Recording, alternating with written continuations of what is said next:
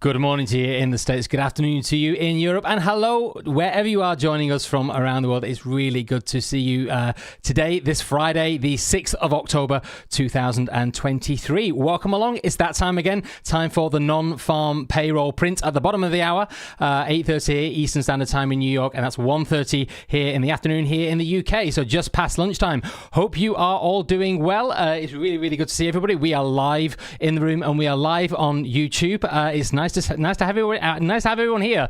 Hope you are doing well. Let's have a quick look at that. So everybody is Connor Woods is in the trading room. So if you've got any questions, please do ask him. And our hardworking analyst out of Montana, Shane Vernier, is covering the YouTube channel. So if you're watching live on YouTube, please do say hello and ask any questions, and we will do our best to help you out with all the various different complicated things that we're going to have to deal with in a very short space of time. That's kind of what trading is all about. So what have we got on the menu for today? Well, I actually think it's going to be a really pretty complicated one today. It's not that straightforward, but we can only do the best with what we've got in front of us. It's non-farm payrolls. We're expecting 170,000 new jobs to have been created for the September print in the United States. That's against the previous 187,000. Now, what is that basically going to mean? Well, it is quite complicated, and you'll see exactly what I mean when we get to the statistics. But to basically run through it from the very, very start, so that everybody is completely in the loop with what how this stuff sort of works. You can see the markets there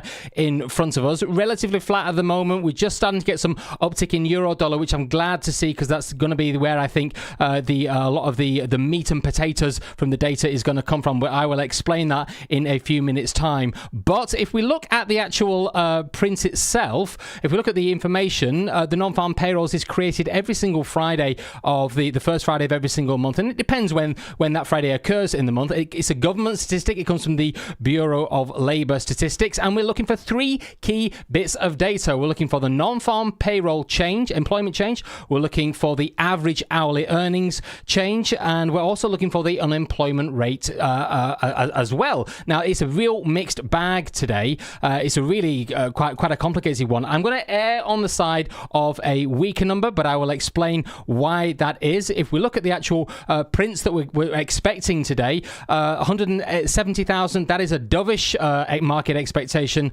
from the market for the actual non-farm payrolls. But look at that employment rate. We're expecting a downtick in unemployment. That's slightly hawkish. Now, there's not a lot in it, but it is enough just to cause a bit of confusion. And the average hourly earnings for this month, I'm going to focus on the month-on-month reading, because there's no change expected in the year-on-year rate, but that month-on-month is expected to tick up a little bit. That is a hawkish reading for the average hourly earnings. And as a consequence of that, it doesn't make it that clear cut. Now, we obviously need a game plan. We always need a game plan when we go into these things. This is what it looks like. We do this every single month in the trading room, and it shows us basically how to play the different markets. So a hawkish reading, that is a higher than expected number, a higher than the previous number, a number that's completely disconnected from the market expectations. That will be hawkish. That's stocks down, dollar up. That narrative has still not changed. We go the opposite side of that. We get a stocks up, dollar down play. Now, I'm going to go on the side of looking for a dovish print. It's a bit of guesswork involved in there as well,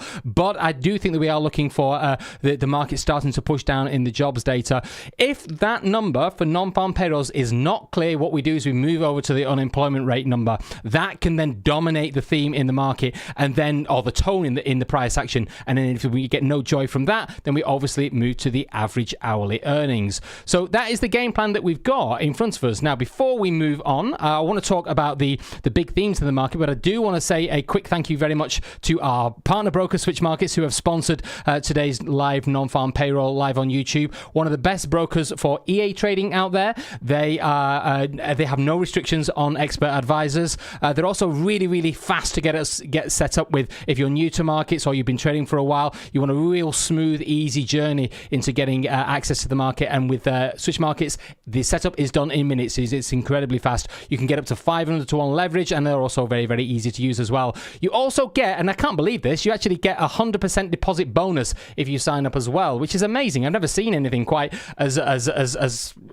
amazing as that. If you deposit up to $5,000, they will give you an extra $5,000 of working capital to work with in your account. You also get a free VPS as well if for running your EAs, and you also get access to howtotrade.com, so you can talk to myself and Shane and Connor every day if you like. So please do get involved with such markets. They are a great broker to work with. Okay, so we've just got about 8 minutes to the actual non-farm payroll itself. So I hope everyone's doing really well. Now, we've been running a poll in the room as well. Let me see if I can bring that up. Yeah, you can just see it there. It's just most people are expecting the print to come in somewhere in the middle between 150 and 190. I mean, that's quite a wide window, but it does show that the majority of people are expecting something that's flat in the middle. Now, I think as a consequence of that, because it's a little bit more complicated today, I think it's going to be...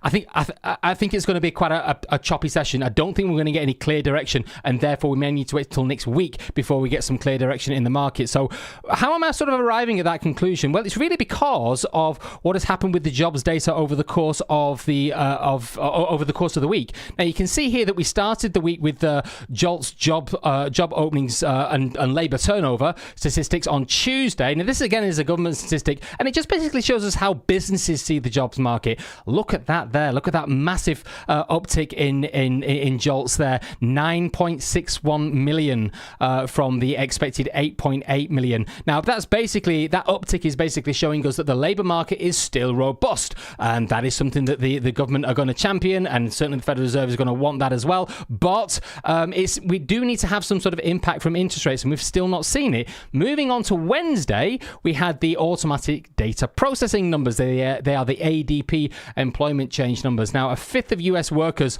private sector workers, have their pay processed by ADP. So when they put statistics out, it really does mean something. Doesn't include government statistics, but look at that number there, 89,000, really stepping down in that trend. And that is where I focus my attention from. Now, I think that's as a consequence of that today, that's showing us that we have got an impact on the labour market. So ideally, I'm looking for non-farm payroll to fall in line with the ADP this time around. Now, that may not happen, and there is no direct correlation between JOLTS, ADP, and non-farm payroll, so we can't use that as a proxy, but you've got to have some sort of a game plan. Now, it's the business, for ADP, it's the business service sector that really suffered the most in ADP this month, and that saw the largest fall off.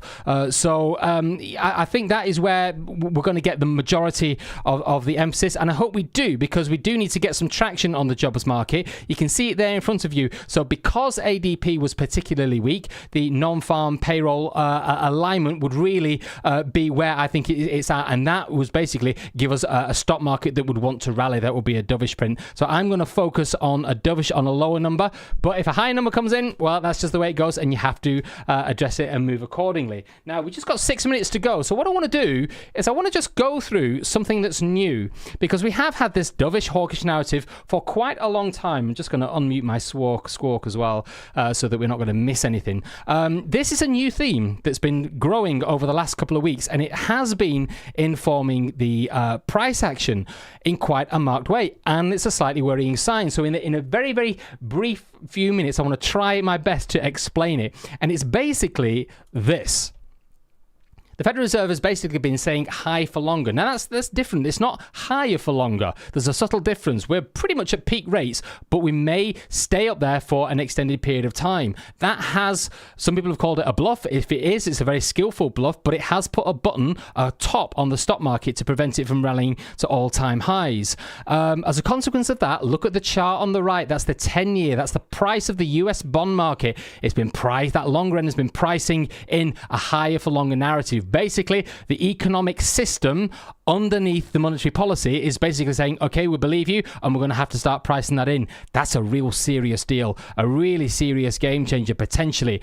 What that basically means is that the bonds have been falling and the yields have been going up. Here you can see the US yield chart. Monetary policy, the hiking of interest rates affects that front end, that fast end, but look at that back end there. 10 years, up to 20, up to 30 years. That's where the economy really starts to move and shake. Why is that so important? Because if we get high rates for much longer than potentially previously anticipated, that would have a far more serious impact on people's borrowing costs in the long term. That causes much more systemic, serious economic pain. So as a consequence of saying high for longer, or keeping rates at an elevated period for a much longer period of time, what could actually happen is it could almost guarantee that the Federal Reserve have to cut rates when we get a deep recession, because that's what that is basically would basically start to hint that could potentially happen in the coming months. Now, what is that going to mean? It would mean that if we did get a deep recession,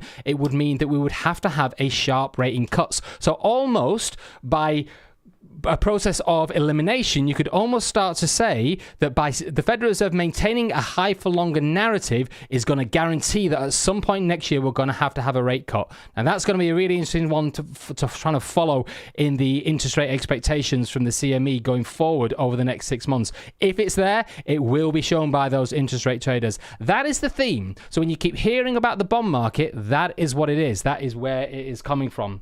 So it's an interesting time in markets, there's no question about that. So we've got just over 3 minutes to go. So what we'll do, as there's the markets in front of you, I'm expecting a weaker number.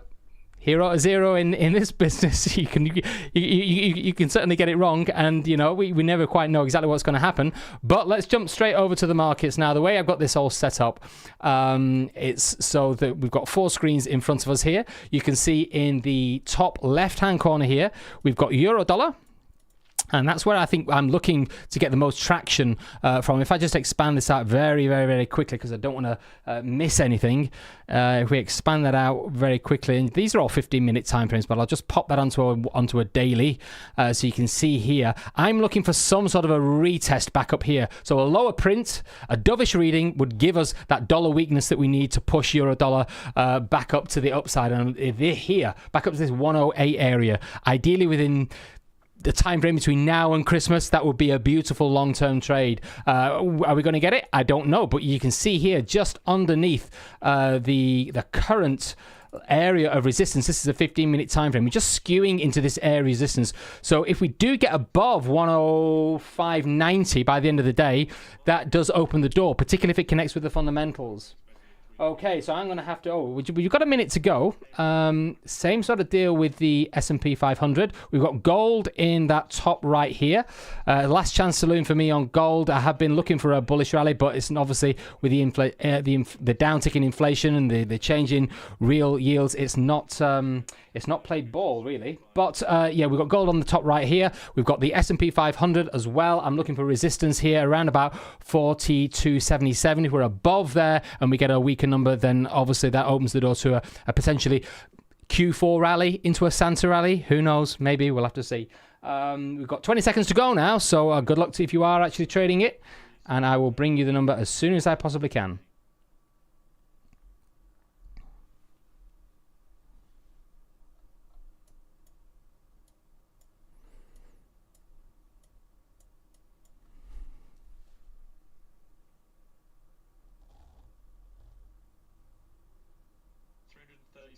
$336.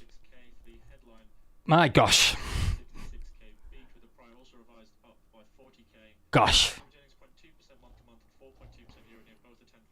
That is a stocks down play. Look, you can see there, massive number. So ADP was not a good proxy at all. That JOLTS number, jeez.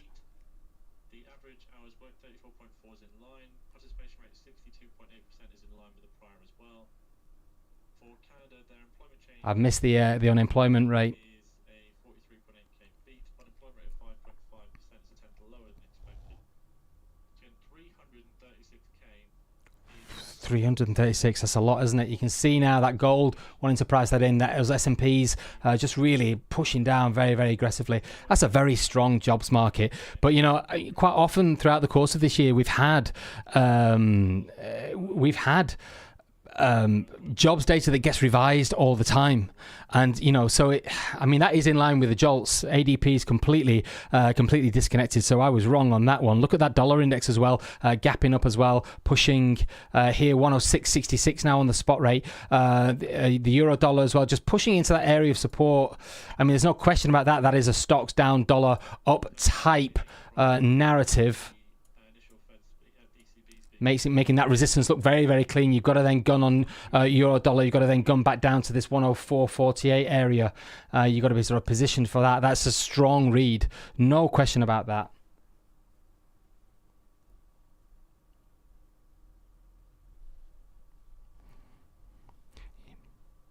Yeah, Shane's just saying as well, upward revisions as well. 3.8 on the unemployment. Gosh. Yeah, that is not good, is it? Let me just bring up my statistics.